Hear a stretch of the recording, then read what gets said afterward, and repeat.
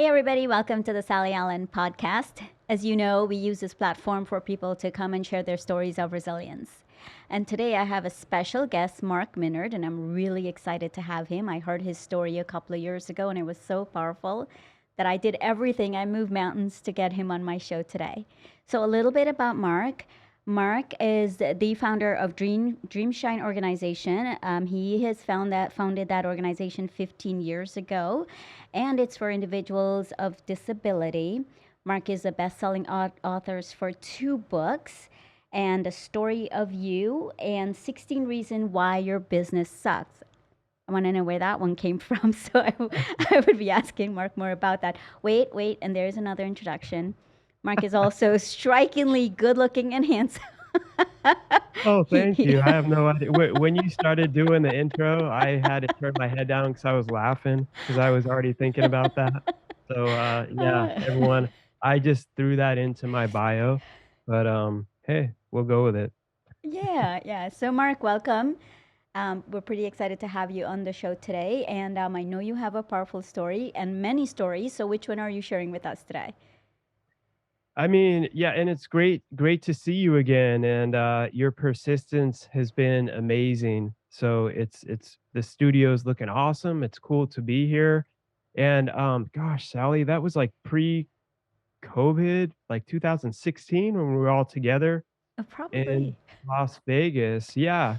So, like, I kind of just start with the backstory of I was in trouble, in jail at age 17, um, pretty much almost died. I go through that like in my first book, and after going through that kind of whole process, didn't read my first book till I was 18. It was Stephen King's Pet Cemetery, which is yeah, it's not like a personal development book, but it got me to realize that I enjoyed reading and I wasn't like I counted myself out and I used to just think like because I had ADD and ADHD and thought differently than everyone else that something was wrong with me, and people were just, like, born successful and had this victim mindset, just everything wrong, and, like, going through that whole process got me not only to realize, "Wow, I like reading and enjoy reading," and took me to, like, another level of realizing, "Wait a second, like, maybe I can go to school, maybe I can go to college," and then I always tell everyone, like, finishing college for me taught me a lot more about perseverance than it did about education, but it just showed me that I could, like, really complete something when I set my mind to it. Because I had people that were, like, maybe more book smart than me that I knew that didn't graduate because when that, like, perseverance part had to kick in, like, they couldn't do it or chose not to do it.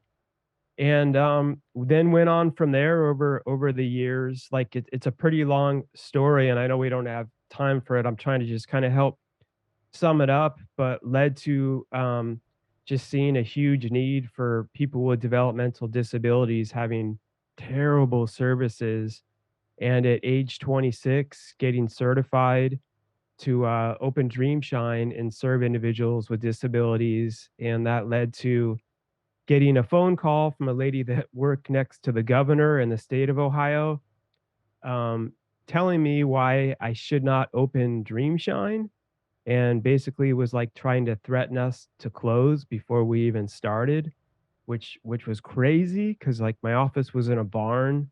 We had no money, we had no funding. I had like the recession was just starting, kind of like what's going on now at a whole other level. And then to top it off, I thought they'd be, like, wanting something different, but again, it just I kept tapping into the willpower and just had to pretty much become, like, a self-taught lawyer, and what's amazing is now 15 years later, Dreamshine, we have a 2.5-acre campus, it's right outside of Columbus, Ohio, and we serve over 55 individuals with developmental disabilities. And we're right now finishing a pirate ship building, which I always said I wanted to create a place that's like a resort and has like a Disney World type feel, but for people with disabilities. and just to be as far away from institutionalized as you can get. And yeah, it's crazy how far it's come. And we're even starting another new podcast studio in the pirate ship building. And we're going to make it where our individuals with developmental disabilities get to be part of the podcast and start learning that whole side of things and even open up job opportunities. So Wow. Wow. Wow. That's a lot to unpack right there. I know. I am furiously scribbling notes as you're talking, but so exciting. So let's start from where you started college. You said perseverance got you through college. Tell us a little bit about that perseverance. Yeah, it's what I've continued to learn in life was what I used to think was things that were against me, like anxiety that I struggled with, or being told I had like ADD, ADHD, really were my greatest strengths because like the anxiety can turn into the creativity and the Mm. vision, and like the ADD, the ADHD, I couldn't sit still, I couldn't focus because I was freaking bored in school because I didn't care about, like, the table of periodic elements or whatever. Like, I was always wondering, like, what's the bigger picture of all this? And, like, the bigger vision, how do all these dots connect, and how do you create things?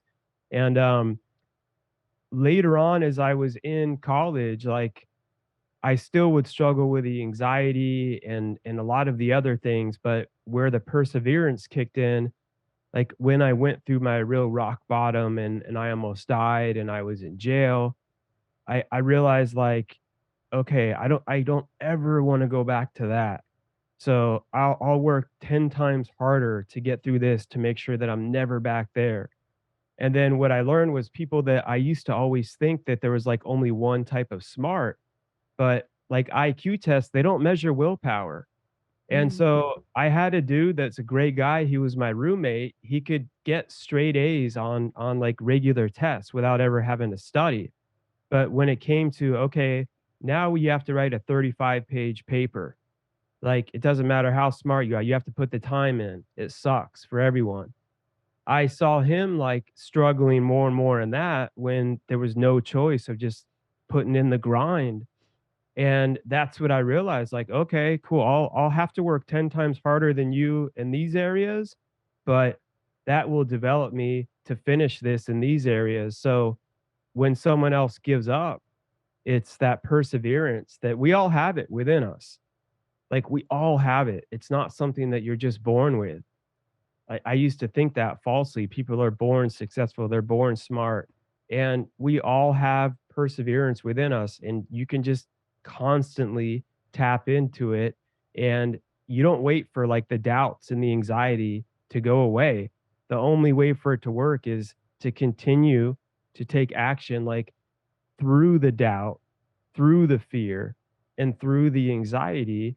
And each time you do each one of those things, it's like your confidence is like a muscle.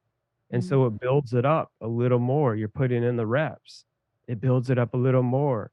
Okay, I finished school, I finished college. I can start a company. I can start a podcast. I'm nervous. This is crazy. I dropped speech class 3 times in college. And then I was just speaking to 5,000 people, 2 months ago, and the old me would have, like, saw me up there on that stage and been like, "There's no way I could do that. Like, that must be nice. Like, that he must have been born with that, just never gets nervous." And so I just open up like, "Yeah, yeah, I do." Yeah. We all do, and that's the good news. Yeah. Like, you can push through it. I think it's like an iceberg. People see the little piece on top and they don't know what's going on at the bottom, right? And all the work you're putting in Absolutely. at the bottom and all the sweat and the tears and the blood. But I think coming back to what you were saying about the perseverance, do you think that something catastrophic had to happen for you to realize I have this in me? Like, for example, you went to jail and you're like, I'm not going back there. Yeah, I mean, I'm not saying because it's a good question. I have met people that have been like, "Well, Mark, I didn't have this, like, crazy thing happen to me, so what should I do?" And it's just like, you don't need some crazy thing to happen to you to have, like, a purpose and a why, because we all have a purpose. It's just, like, continually discovering what that is to you, and we all have our different struggles that you can only compare yourself to yourself because no one else has been through 100% of your life and your experiences but you.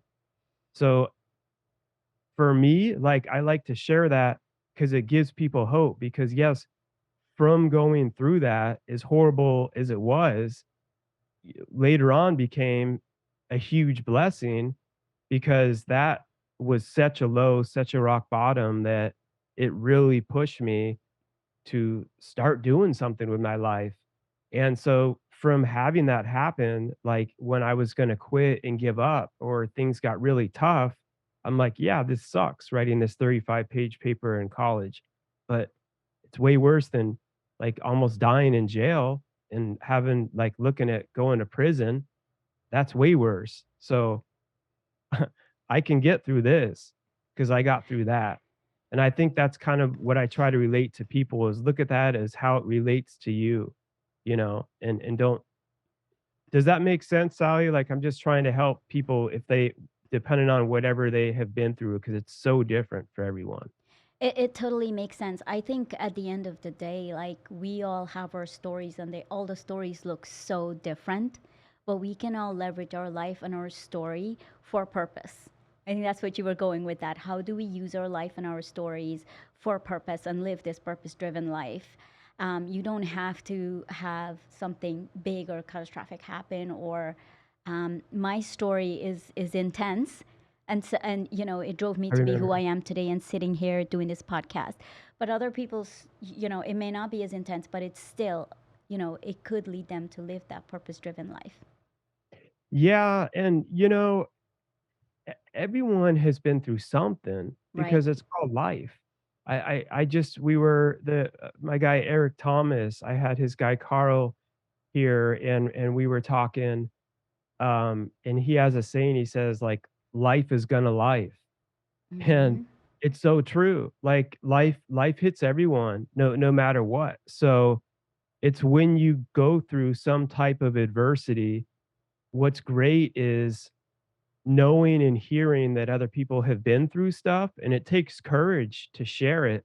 But I look at it as, okay, now once you've made it, like, you're responsible for sharing that. And I remember, Sally, like, at that conference that we were and everyone was sharing their story and you had yours, and each one was so powerful.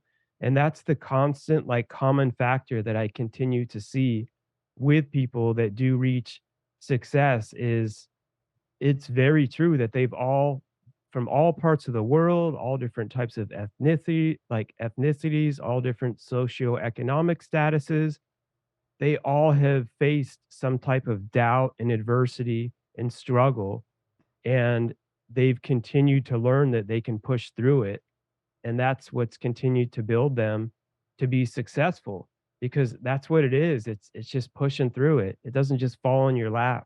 You're not just born with magical charisma or confidence that does everything for you, I the way love we that. think. Yeah, absolutely. You're not. I love that courage, and you're not born with magical charisma. It takes work. It takes that's profound. It takes work. But talking about courage, I wanna pivot a little bit and talk about Dreamshine. And you were threatened. So whoever called you and say you can't start Dreamshine. Two questions. What drove you to start Dreamshine, and where did you get the courage to move forward when that person, whoever it was, said you can start this? Yeah, and I think of now too with how many people I've seen out there after as we're recording this, after the whole world was shut down from COVID, and then now we're in this, like, world economical disaster where the interest rates are being constantly raised, the stock market is plummeting, and everything in your, like, circumstances right around you are telling you like, "Ooh, now's not the time to go after that next level of your dream," or "Now's not the time to go after your purpose." And what I share with everyone is the same it was the exact same for me. It was 2007 and then 2008 when the whole financial crisis hit, and it wasn't like I'm like, "You're right, it's not the time," as far as, like, everything around you, but it is the time if it's in your heart and it's in your purpose. The time is always now to do it. It doesn't matter what the current circumstances are. Like, you can continue to push through them and rise above them. And what helped me was, yeah, I was scared. I was terrified. I also had just gotten married. We had 2 kids back to back. So, like, my wife was working the overnight shift. I would come home, and she'd be like, "Here's the babies, they're crying." Like, she would go and work the overnight, I'd be up all night with them, get up, get ready for Dreamshine. Again, my office in a barn, and what, like, really pushed me when I got that phone call from the lady that worked high up next to the governor was, instead of being like, "Oh my gosh, I'm way too intimidated by this Goliath," I was like, "Okay, thank you, God." That just confirmed there's more of a reason that I'm going after the right purpose, because if they're willing to call some 26-year-old kid who's, like, sending out brochures in the physical mail, that was before you could scan an email. We were just, like, making them on some computer software that we have, just sending out, like, generic brochures about our program.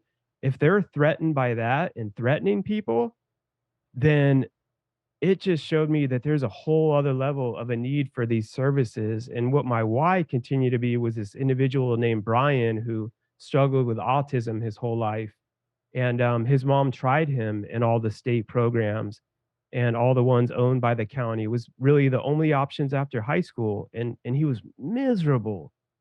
It was like these factories with these fluorescent lights, and he was so depressed, and he'd be screaming and digging into his skin, and his mom had to quit her job so she could stay home and take care of him, and there was no options. So when I would talk to her about opening this up and starting out at, like, a campground and then creating, like, a resort-like feeling and just making it amazing, she kept pushing me. So I would think of Brian, and I would think of his mom, and what would come in me, Sally, was like, just like with anything, with speaking, everything. When I get nervous, I hear something deep down. It's like, you don't get to give up, Mm, because this is not about you. yeah. It's about your purpose and who is going to get help and change through you, and you never know the ripple effect of it. And it was hard, it was exhausting. There was nights I was in tears. Like, I don't sugarcoat it, but like you said, with blood, sweat, and tears, there's so many times I came home and I'm like, "I'm done." And I'm, like, talking to my wife, and I'm just, like, seriously crying, like, "How are we gonna meet payroll? The governor's threatening us, like, I can't do it anymore." But, like, you wake back up, and you just put your armor back on, you wipe off the blood, and you just go back out there, and you fight another day, and you just keep doing that, like, each hour, each day, and you don't give up because you don't get to give up. Yeah, I absolutely love that, Mark. And 15 years later, with 55 individuals. How is the program? Talk to us a little bit about the program. And, I went to your website and I saw that they make candles and they're having cooking shows. Tell us a little bit more about what they do. And is there a graduation program or do they just stay in? What does that look like? Yeah, they have a lot of options, and it's also what's taught me so much about, like, business and having to learn about leadership and staff and growing a team, because I also had to learn that if we don't run it like a successful company and we're bankrupt, then we can't help anyone either. Because I saw a lot of people that had a good heart, but they were too wishy-washy and they would just come and go. So it's been a combination of a lot of things, but like Dreamshine, it's on 2.5 acres. We have a log home that we've totally transformed into an adaptive building. We built a waterfront lodge. There's this huge pond there that's all adaptive for fishing. We have the pirate ship building. We have it's all stocked with fish. It's wheelchair accessible. So we serve so many different types of individuals, whether we're doing like social skills going out in the community or like ballroom dancing, or they're just hanging out and fishing and catching fish, or we have our garden, or we're working on, like you said, our candles. We have an online store and we're just doing all these cool things. And it's in Ohio, it's for people that are after the age of high school. And a lot of them it's completely their choice. We had some individuals that we helped, like, even get into, like, a college program and get their degree. It just really depends on there's so many different functioning levels that we work with. Then we have some individuals that are fully, um, visually impaired and hearing impaired and not fully cognitive, but they can sense some things and they know what's going on in some certain ways once you grow and connect with them. So we work with a lot of like sensory and different areas with them, and they're some individuals that are gonna love to come there like for the rest of their lives. And it's like their family, and it gets them engaged and it gets them moving and it gets them just stimulated and connected with people. So there's so many different options, and, like, we never stop innovating with those too. Like I just said, like, with a podcast, we have so many cool ideas for that, even how to eventually have sponsors and allow it to give them the opportunity to make paychecks. And, like, the one individual that's visually impaired and hearing impaired and not fully cognitive could help with a part in the studio where they're, like, taught through some sensory things to like hit some of the buttons to switch the cameras. You know, there's so many cool things you can come up with. And that's how it always has been and continues to be. And we just keep having like huge visions for it. Wow. I listened to you have a video on your podcast that I was listening to, and you did talk about normally, when these kids get out of school, it's in a building with just fluorescent lights, crayons, just coloring Yeah. and doing. And it sounds like, wow, you've taken it to a level that's beyond my comprehension, which I kept hearing you mention the pirate building. What is the pirate ship building? Yeah, it's like I kept saying, and they were. It's like they all the programs they had were like these giant warehouses. And so it was just like a depressing factory, and they would have like 30 individuals sit around a huge table, and they just give paper and crayons or like machine parts and be like, "All right, you can put these together and earn like 14 cents a day." Like I'm seriously not kidding. It was Oh like my gosh. child labor, or you could just do nothing but leave us alone. And there was so many, it was awful. And a lot of them still are awful. They've come to know us now, and we still choose our we still have ongoing battles with them, but they respect us in ways to know that we study the rules and the laws. And it's been crazy how far it's come. But to think of the pirate ship building, I just kept saying, like, we're gonna make it like Disney World, and we're just gonna keep making it cooler and cooler and better. So we started building a building actually during COVID that once I have more pictures and videos, I'll show you it's built, and then we're framing around it. It actually is shaped like a pirate ship, and it overhangs the pond, so it has the feeling that you're over the water. Oh, And wow. the insides all being built up like a pirate ship with like that old style wood. We're even gonna have like a secret trap door, like a booby trap that goes up to where the podcast studio is gonna be. Yeah. And all the windows are over the water. You have like the deck that comes out on the ship that's all wheelchair accessible. So it literally looks like a pirate ship, but it's a building. And it's gonna be just one of our other buildings that we do our programming in at Dreamshine. Wow, that is so commendable, man. Where are you coming up with these ideas? That's the younger me where the teachers were having meetings with my parents like, "Something's wrong with your son, he's crazy." It's like, "Damn right I am I am crazy." crazy in a good And, way. crazy is an amazing thing. You're unique. So Yeah. that's where these ideas come from. So a couple of things. I want to talk about your books. The first one is the story about you. What prompted you to write that book? Tell us a little bit about that book and some of its contents. It really just came, some years into Dreamshine where I just started feeling it's time to start sharing my message about being in jail and what I went through and what I wish someone, I guess, would have, like, told the younger me at that time, and starting Dreamshine, and, I I I think you've seen it, but I mean, I even have, like, my stick figure drawings in it, and, that just came one morning. I just was up and went for a jog, and I just started doing, like, little stick figure drawings about, like, overcoming adversity, and it eventually led to a book, and I remember having that fear of, if I share this about me being in jail, what are people gonna think about you? Because you're 7 years in, you've built this company, and people from the state know you, people like all the parents and the families look up to you, and I remember having like, "Are they gonna look down on me? Are they gonna," and it was just like, "No." Like, you need, again, the same feeling, it's not about you. And so I wrote it, and it's been amazing how many people it's, like, reached, and they've reached out, and it's been the total opposite where they're like, "Oh my gosh, thank you for sharing that, Mark. I didn't know you went through that.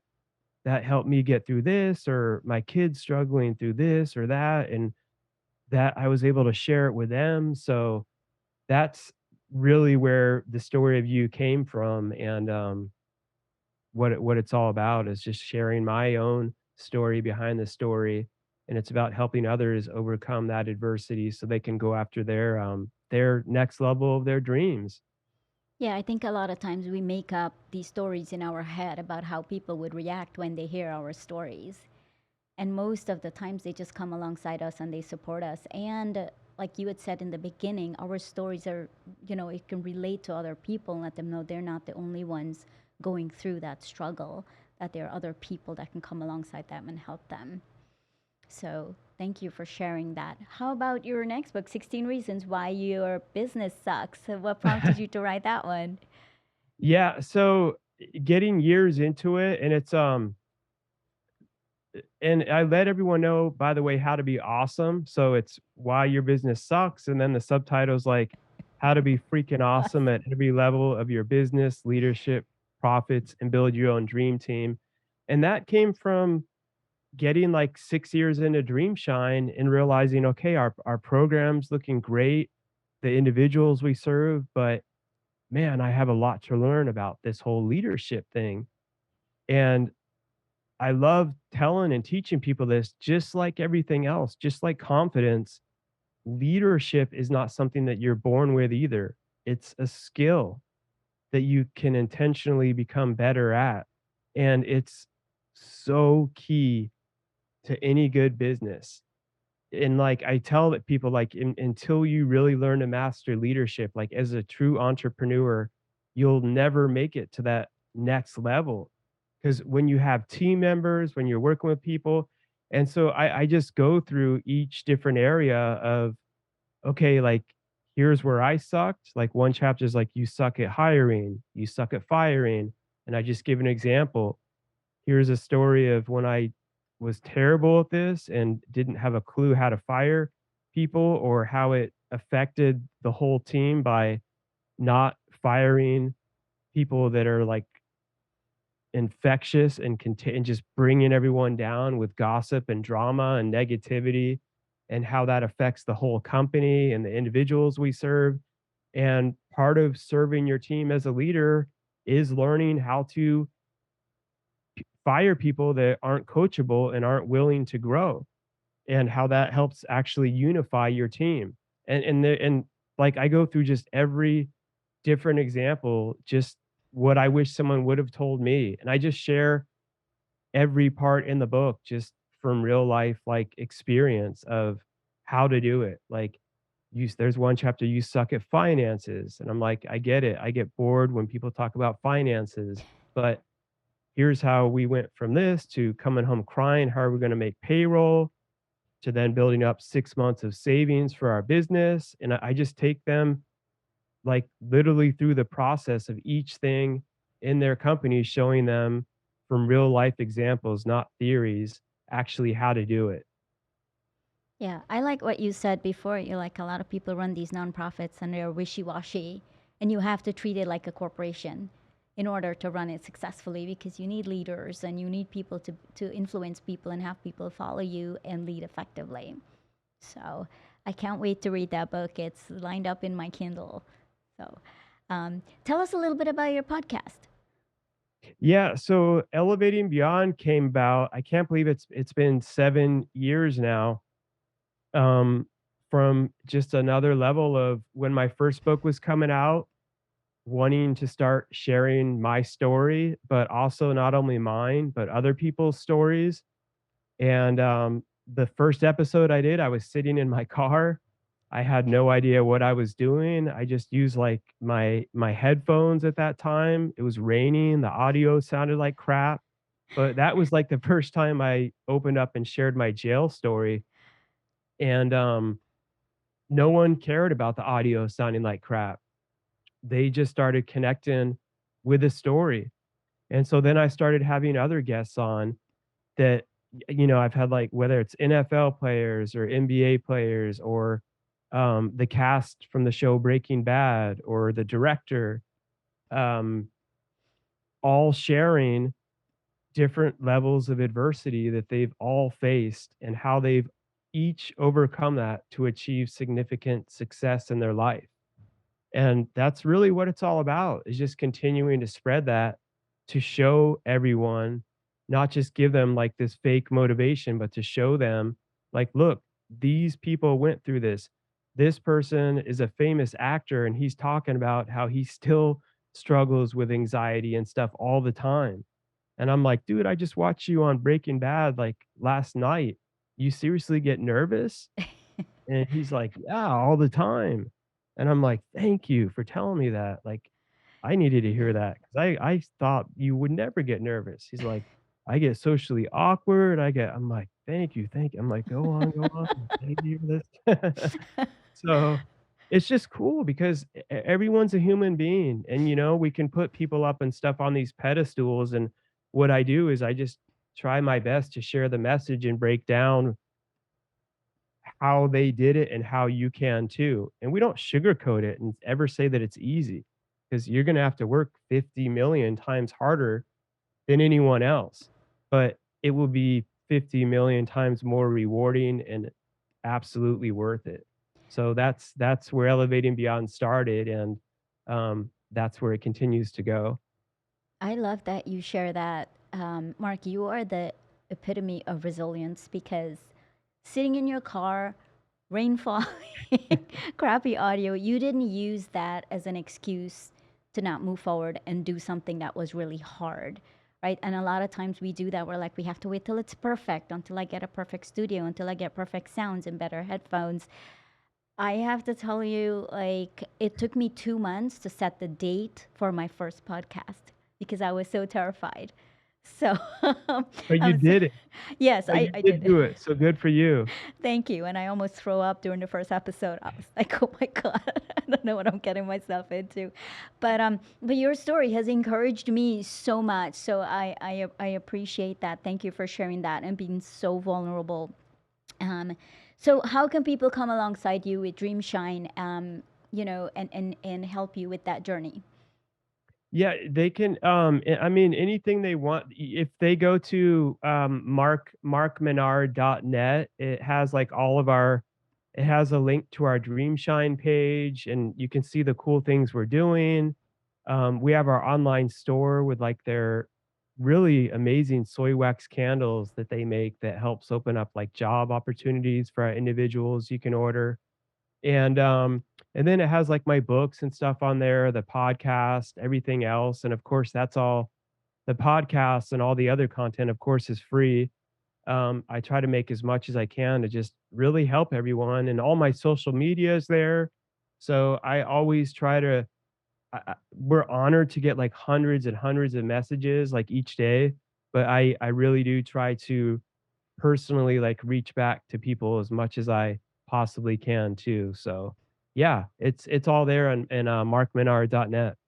Okay, Mark, was there anything that you wanted to share that we didn't talk about?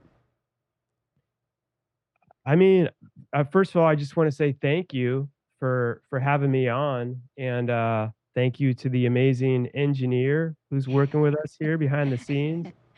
And I love the studio. So if you guys are listening to this and you're not seeing it, you need to make sure you try to watch it too because it looks so cool. And I just want to say also, Sally, I'm proud of you because I just think of those years ago with you sharing your story, and it's amazing to see how far you've come. And now you're sitting here in your own podcast studio. And I just, it's so cool. And it's just another example for all your listeners to see like you can do it. Like, look, Sally, you admitted you felt like you were gonna throw up. And everyone does.